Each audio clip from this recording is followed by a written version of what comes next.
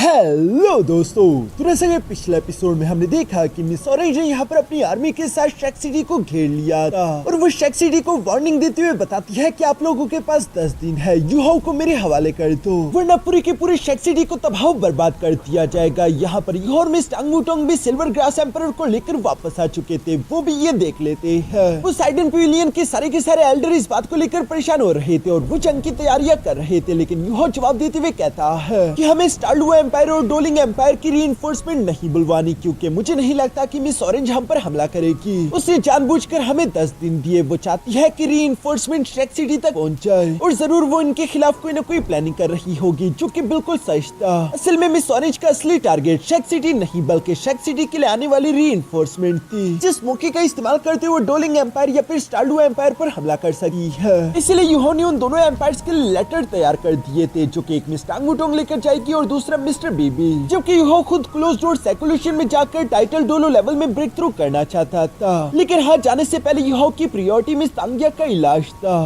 अब आगे तो नेक्स्ट एपिसोड की शुरुआत हम मिस तांगिया की इलाज से शुरू होती है, जहां पर हम देखते हैं कि मिस्टर बीबी मिस तांगिया को गोद में उठाकर यहाँ सेंटर में लाकर बिठा देता है, जहां ब्लू सिल्वर एम्परर ग्रास तो मौजूद ही था, लेकिन उनके साथ साथ यूहाओ और मिस टांग वुटोंग भी मौजूद थे, जो कि आज के दिन काफी जरा खुश है क्योंकि वो इतने सालों से मिस तांगिया का इलाज करना चाहते थे और आज के दिन मिस तांगिया ठीक भी हो जाएगी। इसी इलाज को शुरू करते हुए हम देखते हैं कि ब्लू सिल्वर एम्परर ग्रास यहाँ पर अपने टेंटिकल्स का इस्तेमाल करते हुए मिस तांगिया की बॉडी को कवर कर लेता है, जिन टेंटिकल्स का इस्तेमाल करते हुए मिस तांगिया की बॉडी के अंदर से इवल पोइजन को रिमूव करते हुए साथ ही साथ उसके मार्शल सोल को दोबारा से रिवाइव करना शुरू कर चुका। यूहाओ जानता है कि मिस तांगिया को सोल पावर की जरूरत पड़ेगी और वो मिस्टीरियस हेवन स्किल का इस्तेमाल करते हुए अपनी सोल पावर मिस तांगिया की बॉडी की तरफ भेजने लगा, लेकिन हम देखते हैं कि अंदर की तरफ मौजूद मिस तांगिया इस सोल पावर को काफी जरा तेजी के साथ एब्सॉर्ब कर रही थी, जिस वजह से उन टेंटिकल्स में भी क्रैक्स आने शुरू हो गए थे और साथ ही साथ उसको तकलीफ हो रही है। ये देखकर यूहाओ मिस तांगिया को आवाज देते हुए कहता है कि तांगिया होश पे आओ, अपने मार्शल सोल पर कंट्रोल करो, तुम्हारी एब्सॉर्प्शन स्पीड बहुत ही जरा तेज है, अगर ऐसा ही चलता रहा तो तुम्हारी बॉडी एक्सप्लोड कर जाएगी।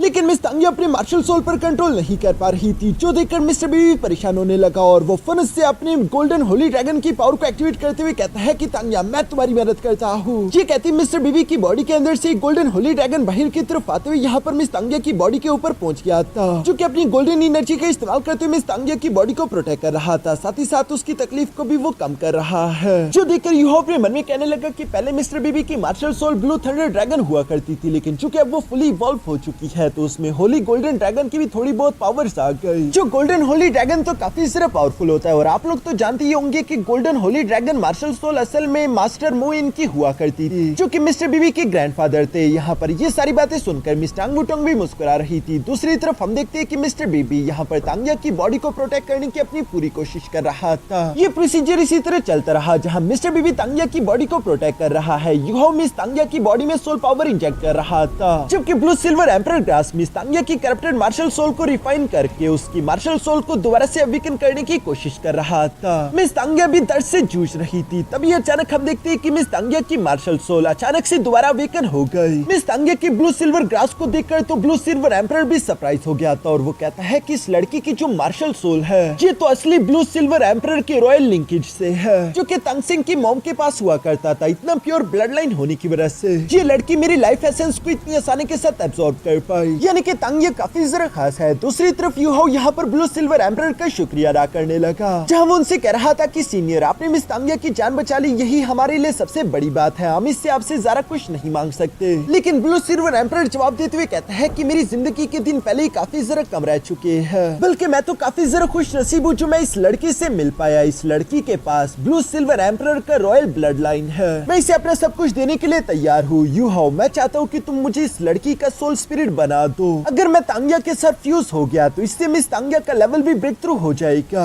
जो देखकर तो मिस्टर बीबी भी शॉक हो गया था, उसकी आंखें फटी की पटी रह गई थी और वो सीनियर से सवाल करते हुए पूछता है कि क्या आप सच में यही चाहते हैं। ब्लू सिल्वर एम्परर हमें सर हिलाने लगा, जिस पर मिस्टर बीबी उनका शुक्रिया अदा करते हुए कहता है कि तांगिया को दूसरी जिंदगी देने के लिए आपका बहुत बहुत शुक्रिया। दूसरी तरफ हम देखते हैं कि यूहाओ ने भी यहाँ पर सोल स्पिरिट कॉन्ट्रैक्ट जनरेट करना शुरू कर दिया था और चूंकि ब्लू सिल्वर एम्परर ग्रास और साथ ही साथ मिस तांगिया दोनों इस कॉन्ट्रैक्ट को बनाने के लिए फुली एग्री थे, इसलिए यूहाओ को ज्यादा मुश्किल नहीं आती और वो ब्लू सिल्वर ग्रास एम्परर को यहाँ मिस तांगिया का सोल स्पिरिट बना देता है।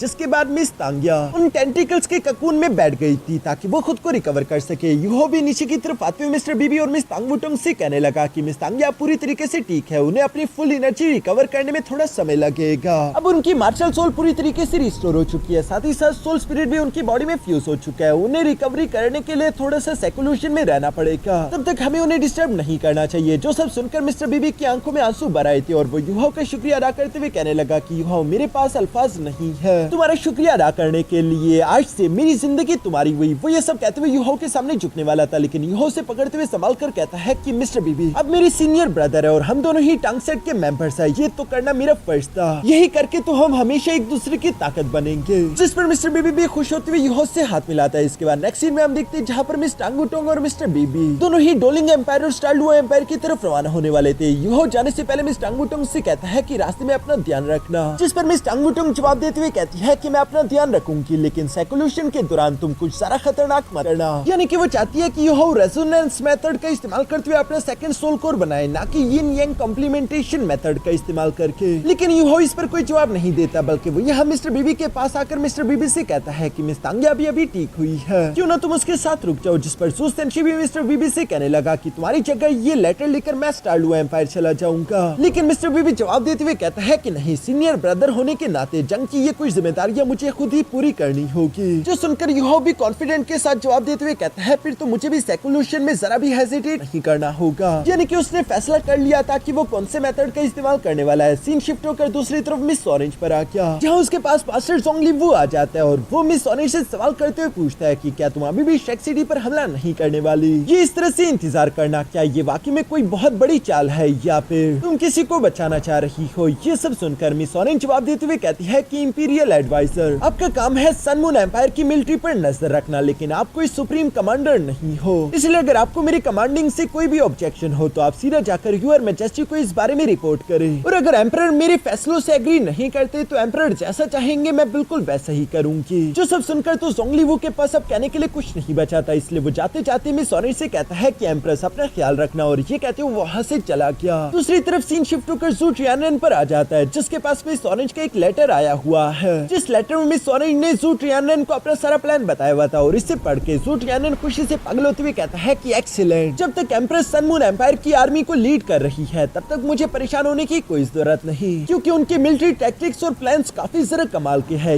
ये सब सोचते हुए फौरन वहाँ पर मौजूद अपने एक सर्वेंट को ऑर्डर देते हुए कहता है कि फ्रंट लाइन पर जाकर बता दो कि जितने भी कमांडिंग ऑर्डर्स है वो सारे के सारे एम्प्रेस खुद देगी, और साथ ही उन्हें ये भी बता दो कि सप्लाईज और सपोर्ट की उन्हें कोई भी फिक्र करने की जरूरत नहीं, उन्हें जितना सपोर्ट चाहिए होगा सन मून एम्पायर उन्हें प्रोवाइड करेगी। जिस पर वो सर्वेंट हाँ में जवाब देते हैं। इसके बाद सीन शिफ्ट होकर दूसरी तरफ यहाँ यूहो पर आ गया था, जो कि क्लोज डोर कल्टिवेशन के लिए एक हॉल में इंटर कर जाता है। यहाँ यूहो के सामने टियानमिंग निकल कर बाहर आ गया और वो यूहो से कहने लगा कि यूहो फाइनली तुम इस स्टेप को लेने के लिए तैयार हो चुके हो। जिस पर यूहो जवाब देते हुए कहता है कि हाँ, मेरा इरादा है यिन यांग कॉम्प्लीमेंटेशन मेथड का इस्तेमाल करते हुए अपने सेकंड सोल कोर को जनरेट करना। यूहो के बाकी के सोल स्पिरिट भी यूहो के सामने आ गए थे। यूहो बता रहा था कि मेरी सेकंड सोल कोर में अल्टीमेट आइस की पावर होगी, जिस सेकंड सोल कोर को यूहो अपने चेस्ट में बनाने वाला है। और साथ ही साथ वो कहता है कि सेकंड सोल कोर को यिन यांग कॉम्प्लीमेंटेशन मेथड का इस्तेमाल करके ही बनाना होगा, क्योंकि अगर ऐसा मैंने ना किया तो फ्यूचर में मैं डाइटियान को बराबर की टक्कर नहीं दे पाऊंगा। यूहो की ये बातें सुनकर स्नो एम्प्रेस बताती है कि एक टाइम पर उसने भी अपने सेकंड सोल कोर को यिन यांग कॉम्प्लीमेंटेशन मेथड का इस्तेमाल करके बनाने की कोशिश की थी और वो बुरी तरीके से फेल हो गई। उसने भी यही सोचा था कि यिन यांग कॉम्प्लीमेंटेशन मेथड का इस्तेमाल करके सेकंड सोल कोर जनरेट करने के बाद वो डाइटियान को बराबर की टक्कर दे पाएगी, लेकिन फेल होने के बाद उसे मजबूरन एम्ब्रियो स्टेट में बदलना पड़ा। और स्नो एम्प्रेस तो एक बीस्ट है, यानी कि उसकी फिजिकल बॉडी भी काफी ज्यादा स्ट्रॉन्ग थी, लेकिन दूसरी तरफ यूहो तो एक इंसान है। इसलिए स्नो एम्प्रेस यूहो से सवाल करते हुए पूछती है कि यूहो, क्या तुम वाकई में ये रिस्क लेने के लिए तैयार हो? जो सुनकर यूहो जवाब देते हुए कहता है कि कई लोग मुझे सपोर्ट करते हैं और उन सब की मुझसे उम्मीदें हैं। अगर मैं ये रिस्क लेने के लिए तैयार नहीं हूँगा तो बताओ कि आखिर मैं उनकी उम्मीदों के काबिल कैसे हो सकता हूँ? आज के दिन मैं मर तो सकता हूँ, लेकिन मैं फेल नहीं हूँगा। यानी कि यूहो रुकने वाला नहीं है, या तो वो कामयाब होगा या फिर वो मरेगा, बीच का कोई रास्ता नहीं। यूहो ये सब बहुत ही कॉन्फिडेंटली कह रहा था, जो देखकर टियानमिंग कहता है कि ये हुई ना बात, यही तो वो जुनून है जिसकी वजह से मेरे भाई मैंने तुम्हें फॉलो करने का फैसला किया, क्योंकि मैं जानता था कि एक दिन तुम गॉडहुड तक जरूर पहुंचोगे। यूहो के बाकी के सोल स्पिरिट्स को भी उस पर पूरा यकीन था, जो सुनकर यूहो खुश होते हुए यहाँ पर कहने लगा कि स्नो एम्प्रेस, आइस एम्प्रेस, ज़्याओबाई और स्टार अनीस, तुम चारों प्लीज मिलकर मेरी सोल पावर को सोल बोन्स के अंदर कंसंट्रेट करके इकट्ठा करना शुरू करो। जबकि टियानमिंग और प्रिंसेस लिया को यूहो ने जिम्मेदारी दी कि वो उसके सोल सी और साथ ही साथ पहले फर्स्ट सोल कोर को स्टेबलाइज करने का काम करेंगे, क्योंकि सेकंड सोल कोर को बनाने के लिए यूहो को अपने पहले सोल कोर के अंदर से सोल पावर और स्पिरिचुअल पावर दोनों को अलग अलग करना होगा। फिर वो पहले वाले सोल कोर में स्पिरिचुअल पावर रहने देगा और दूसरे सोल कोर के अंदर वो सोल पावर रहने देगा। इस तरह यूहो के दोनों सोल कोर के अंदर अलग अलग टाइप की पावर्स होगी और उसकी जितनी भी टेक्निक्स है वो पहले से ज्यादा इंप्रूव हो जाएगी। यूहो की बातें सुनकर उसके सारे के सारे सोल स्पिरिट्स फौरन से एग्री करते हुए अपने अपने काम पर लगते हुए फौरन से यूहो के सोल सी के अंदर इंटर कर गए। यूहो भी कल्टिवेशन फॉर्म में बैठ गया था। जैसा कि हम जानते हैं कि यूहो का पहला सोल कोर उसके माथे के अंदर है, तो उसके फर्स्ट सोल कोर के पास यहाँ टियानमिंग और प्रिंसेस लिया आ चुके थे, जहाँ पर यूहो उन दोनों से कहने लगा कि टियानमिंग और प्रिंसेस लिया, तुम दोनों मेरे फर्स्ट सोल कोर के अंदर से सारी सोल पावर निकाल दो, वहाँ पर सिर्फ स्पिरिचुअल पावर बचनी चाहिए, जिसकी वजह से जो पहला सोल कोर है वो स्पिरिचुअल सोल कोर बन जाएगा और सेकंड सोल कोर जो बनेगा उसमें सोल पावर होगी। जो सेकंड सोल कोर यूहो अपने चेस्ट एरिया में बनाने वाला था और उसके अंदर अल्टीमेट आइस की पावर है, और यूहो फर्स्ट सोल कोर के अंदर से सोल पावर निकालते हुए यहाँ सेकंड सोल कोर वाली जगह पर इकट्ठा कर रहा था। सेकंड सोल कोर को जनरेट करते हुए यूहो को ये सब कुछ स्टेडली मेंटेन रखना होगा, वरना अगर यूहो का ध्यान जरा से भी डगमगाया तो उसका सेकंड सोल कोर एक्सप्लोड कर सकता है, जिससे स्टेबल रखने में आइस एम्प्रेस, स्नो एम्प्रेस, ज़्याओबाई और साथ ही साथ स्टार अनीस उसकी मदद करेंगे। और जैसे कि यूहो का फर्स्ट सोल कोर क्लॉकवाइज घूमता था, तो यूहो का जो सेकंड सोल कोर है वो एंटी क्लॉकवाइज घूमने लगा, क्योंकि यूहो यिन यांग कॉम्प्लीमेंटेशन मेथड का इस्तेमाल कर रहा है और यूहो को कोई ऐसा बैलेंस पॉइंट ढूंढना होगा जिसमें ये दोनों एक दूसरे को कॉम्प्लीमेंट कर सके। यूहो पहले जो स्पिरिचुअल सोल कोर है उसके अंदर से सारी सोल पावर निकलवाना चाहता है, वो इसीलिए क्योंकि सेकंड सोल कोर को बनने के लिए बहुत सारी सोल पावर की जरूरत पड़ेगी और यूहो नहीं चाहता रहा कि second soul core first soul core से सोल पावर को निकालने की कोशिश करे, इससे बहुत बड़ी प्रॉब्लम हो सकती है। साथ ही साथ यूहो को इन दोनों सोल कोर्स के बीच एक कनेक्शन भी बनाना था, जो कनेक्शन अगर कमजोर होगा तब भी फायदा नहीं होगा, लेकिन अगर वो हद से ज्यादा ताकतवर हुआ तब भी जो सेकंड सोल कोर होगा वो फर्स्ट सोल कोर के अंदर सिरे जाके समा जाएगा और इसकी वजह से एक बड़ा सा एक्सप्लोजन हो सकता है, जिससे न सिर्फ यूहो की बॉडी एक्सप्लोड होगी बल्कि पूरे की पूरा टैंक सेट इवन की शेक सिटी तक तबाह हो सकती है। यूहो इस वक्त बहुत ही ज्यादा सीरियस सिचुएशन से गुजर रहा था। बाहर की तरफ हम देखते हैं कि एल्डर ज़ियान लिनीर यहाँ यूहो को ढूंढते ढूंढते टैंक सेट आ जाती है, जहाँ पर हम देखते हैं कि सेकुलेशन के बंद दरवाजे के बाहर जू सेंशी और मिस यांगनेन जो कि यूहो को गार्ड कर रहे थे, उन दोनों को देखकर एल्डर ज़ियान सवाल करते हुए पूछती है कि आखिर ये क्या है, क्या यूहो सेकुलेशन में इंटर कर गया, जिस पर जू सेंशी जवाब देते हुए कहता है कि हाँ, यूहो इस क्लोज डोर सेकुलेशन में नाजुक हालात से गुजर रहा है ताकि वो टाइटल डोलो लेवल में ब्रेक थ्रू कर सके, इसलिए प्लीज एल्डर ज़ियान आप उसे डिस्टर्ब नहीं कर सकती, वरना ये बिल्कुल भी ठीक नहीं रहेगा। जो सुनकर तो एल्डर ज़ियान सरप्राइज हो गई थी और वो हैरान होते हुए कहती है कि टाइटल डोलू यूहो के पास तो पहले से एक सोल कोर है, यानी कि वो सेकंड सोल कोर बना रहा है और वो जानती रही कि ये कितना ज्यादा खतरनाक है, इसीलिए वो कहने लगी कि आखिर तुम लोगों ने यूहो को इतना बड़ा रिस्क लेने कैसे दिया, मुझे जल्दी से जाकर एल्डर ज़ियान को यहाँ पर बुलाकर लाना होगा। एक तो पहले ही बाहर शेक सिटी की सिचुएशन ठीक नहीं थी, दूसरी तरफ हम देखते हैं कि एल्डर ज़ियान भी यहाँ यूहो की कंडीशन चेक करने के लिए क्लोज्ड आउट सेकुलेशन के कमरे के बाहर आ गए, जहाँ अंदर की एनर्जी को सेंस करके एल्डर ज़ियान समझ गए थे कि यूहो यिन यांग कॉम्प्लीमेंटेशन मेथड का इस्तेमाल कर रहा है। वो हैरान होकर कहने लगे कि अच्छा, तो यूहो ने इस रास्ते को चूज किया। दूसरी तरफ एल्डर ज़ियान सवाल करते हुए कहती है कि एल्डर ज़ियान, दुश्मन पहले ही हमारे दरवाजे तक पहुंच चुके हैं, हमें यूहो को रोकना चाहिए, जिस पर एल्डर ज़ियान जवाब देते हुए कहता है कि नहीं, यूहो की सेकुलेशन सबसे ज्यादा इम्पोर्टेंट है, इवन कि मैं खुद भी पर्सनली यहीं पर रुककर यूहो को गार्ड करूंगा, तब तक तुम वापस जाकर एकेडमी में जंग की तैयारियां शुरू करो। जो सुनकर एल्डर ज़ियान बिल्कुल ऐसे ही करते हुए वहाँ से चली गई। पीछे की तरफ हम देखते हैं कि क्लोज डोर सेकुलेशन के अंदर यूहो की तकलीफ लगातार बढ़ती जा रही थी और उसका सेकंड सोल कोर अब अनस्टेबल होने लगा है, जिसकी अल्टीमेट आइस की पावर यहाँ बाहर दरवाजे तक आ पहुंची थी। एल्डर ज़ियान भी समझ गए थे कि यूहो की सिचुएशन ठीक नहीं है। दूसरी तरफ अंदर मौजूद हम देखते हैं कि यूहो का सेकंड सोल कोर बहुत ही खतरनाक सोल पावर का एक बवंडर क्रिएट कर रहा था। यूहो को इसे क्रिएट करते वक्त बहुत ही ज्यादा तकलीफ हो रही है, मानो जैसे कि उसकी बॉडी कभी भी एक्सप्लोड कर सकती है। वो इस तकलीफ को कैसे तैसे बर्दाश्त कर रहा था। इवन कि हम देखते हैं कि इस खतरनाक एनर्जी की वजह से यहाँ पर यूहो की स्किन में क्रैक्स भी पड़ रहे थे। अंदर की तरफ यूहो के बाकी के सोल स्पिरिट्स की कंडीशन भी कोई ज्यादा ठीक नहीं लग रही थी। यूहो अपने सोल के साथ तेजी से यहाँ सेकंड सोल कोर की तरफ बढ़ रहा था, जहाँ वो सारे आइस अटैक्स को डॉज करते हुए अपने सेकंड सोल कोर के आसपास एक बैरियर बनाने की कोशिश करना चाहता है, क्योंकि यूहो फेल होना नहीं चाहता। लेकिन दूसरी तरफ हम देखते हैं कि वो एनर्जी लगातार तेजी से काफी ज्यादा खतरनाक होती जा रही थी। यूहो के बाकी के सारे सोल स्पिरिट्स भी अपनी अपनी लिमिट्स पर पहुंच चुके थे, वो भी खून की उल्टियां कर रहे हैं। है। प्रिंसेस लिया जो कि यहाँ पर मेलोडी गीत गाते हुए यहाँ फर्स्ट सोल कोर को स्टेबल करने की कोशिश कर रही थी, उसका भी गला दर्द करने लगा था। वो भी ज्यादा देर तक फर्स्ट सोल कोर को जरा मेंटेन नहीं रख पाएगी। यूहो बुरी तरीके से फंस चुका था। यहाँ पर यूहो जंप करते हुए सेकंड सोल कोर की तरफ बढ़ने लगा, जहाँ पर यूहो कह रहा था कि मैं यूहो किसी भी हाल में हार नहीं सकता, चाहे कुछ भी हो जाए मुझे टिके रहना होगा। ये सब कहते हुए यूहो तेजी से आगे की तरफ जंप कर देता है, लेकिन तभी अचानक हम देखते हैं कि उस सेकंड सोल कोर के अंदर से एक पावरफुल वेव सीधा जाकर यूहो के सोल से हिट कर गई, जो कि यूहो के सोल को बुरी तरीके से डैमेज कर देती है। बाहर की तरफ हम देखते हैं कि यूहो की स्किन में भी क्रैक्स और ज्यादा तेजी से बढ़ने लगे थे। यूहो दर्द से जोरों से चिल्ला रहा था, जबकि यूहो की सोल यहाँ पर एक आइस ककून के अंदर कैद होने लगी। यूहो की आंखें धीरे धीरे करके बंद होने लगी। ऐसा लग रहा था जैसे कि यूहो मरने वाला है। यूहो मरते मरते भी कह रहा था कि मैं यूहो क्या यहाँ आज के दिन इस तरह से मारे जाने वाला हूँ। यूहो का ये सवाल करना ही था कि तभी अचानक यूहो का पेट गोल्डन कलर का चमकने लगा।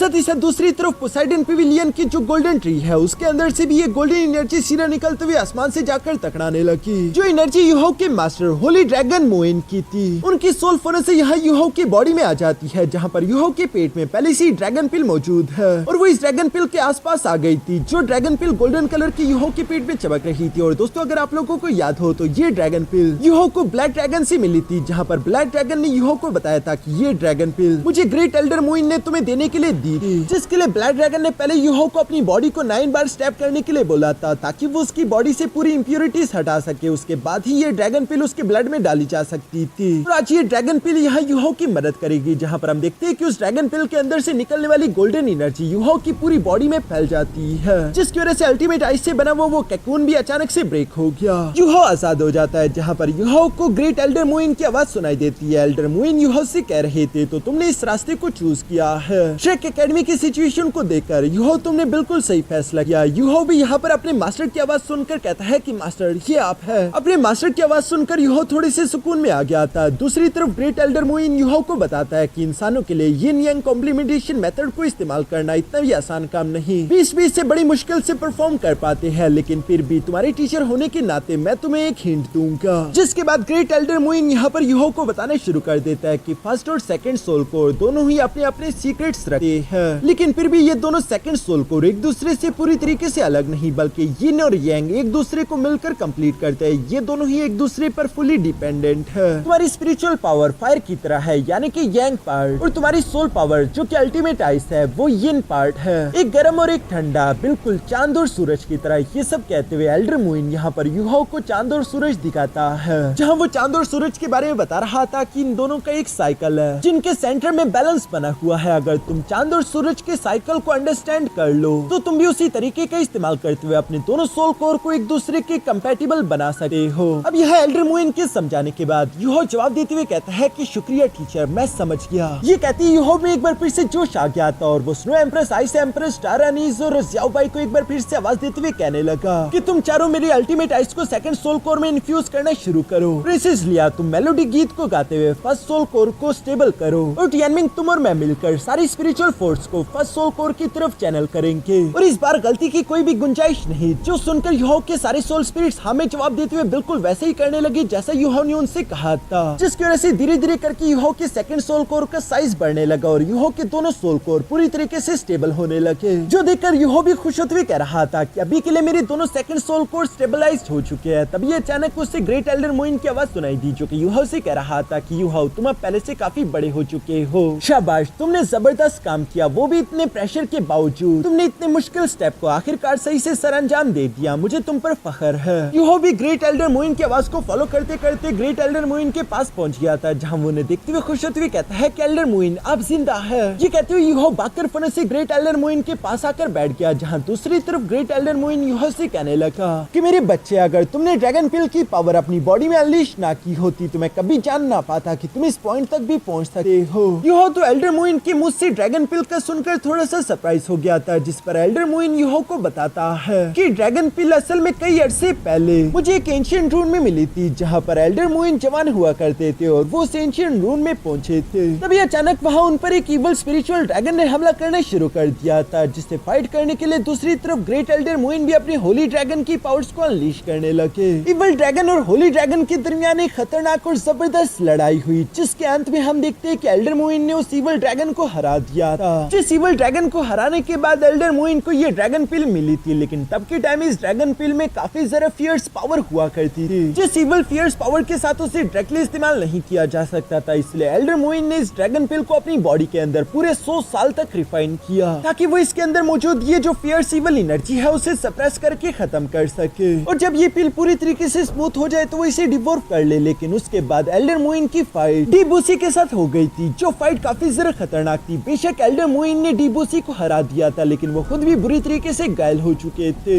इसलिए एल्डर मोइन बताते हैं कि अर्जेंसी में खुद को रिकवर करने के लिए मैंने ड्रैगन पिल को एब्सॉर्ब करने का फैसला किया। लेकिन ये मेरी सबसे बड़ी गलती थी, क्योंकि मैंने एक्सपेक्ट नहीं किया था कि ड्रैगन पिल के अंदर मौजूद वो इवल एनर्जी असल में पूरी तरीके से खत्म नहीं हुई थी, बल्कि वो चुप कर बैठी हुई मेरे कमजोर होने का इंतजार कर रही थी। और जैसे ही उसने मुझे कमजोर हालत में पाया, वो अपनी फुल पावर के साथ बाहर की तरफ निकल आई, जिसके बाद उसने मेरी ओरिजिन सोल को बुरी तरीके से डैमेज कर दिया था। तब के बाद से एल्डर मोइन की फिजिकल बॉडी धीरे धीरे करके कमजोर होने लगी और आखिर में एल्डर मोइन उसी वजह से मारे भी गए थे। अब यूहो को भी सब कुछ समझ आ गया था, लेकिन साथ ही साथ एल्डर मोइन बताते हैं कि मरने से पहले मेरे पास दूसरा कोई रास्ता नहीं बचा था, इसलिए मैंने ब्लैक ड्रैगन यानी कि मेरे दोस्त को ये ड्रैगन पिल दे दी थी। और मैंने मास्टर ज़्याओ याओ से कहा था कि वो सही वक्त आने पर ये पिल तुम्हारे हवाले कर दे। लोंग ज़्याओ याओ का सुनकर तो यूहो भी सरप्राइज हो गया था। एल्डर मोइन यूहो को बताते हैं कि मैंने पर्सनली उससे ये फेवर मांगा था। लोंग ज़्याओ याओ कोई इवल सोल मास्टर नहीं है, बल्कि वो एक ऐसा इंसान है जो कि प्यार के जाल में फंस गया। उसके पास दूसरा कोई रास्ता नहीं, वो बस सिर्फ रहम के काबिल है। और चूंकि इस वक्त ड्रैगन पिल तुम्हारी बॉडी के अंदर मौजूद है, तो मेरे अंदाजे के मुताबिक जब आखिरी बार तुम लोंग ज़्याओ याओ से मिले होगे तो उसने तुम्हें बहुत ही बुरी तरीके से पीटा होगा। तब तक तुम्हें पीटा होगा जब तक वो तुम्हारी पूरी की पूरी सोल पावर को एग्जॉस्ट करके तुम्हारी बॉडी को ड्रेन ना कर दे। ये करना जरूरी था, तुम्हारी बॉडी को इम्प्यूरिटीज से खाली करना था। जब तुम्हारी बॉडी पूरी तरीके से खाली होगी और तुम क्लियर स्टेट में होंगे, तभी ये ड्रैगन पिल तुम्हारी बॉडी के अंदर डाली जा सकती है। ये ड्रैगन पिल उसके बाद सिर्फ तुम्हारी सोल पावर के साथ मर्ज नहीं होगी, बल्कि ये तुम्हारे ब्लड लाइन के साथ कम्प्लीटली फ्यूज होकर तुम्हारे ब्लड लाइन का हिस्सा बन जाएगी। और अब ये ड्रैगन पिल इसी वजह से यूहो की बॉडी में मौजूद है। जो सब सुनकर यूहो जवाब देते हुए कहता है कि अब मैं सब कुछ समझ गया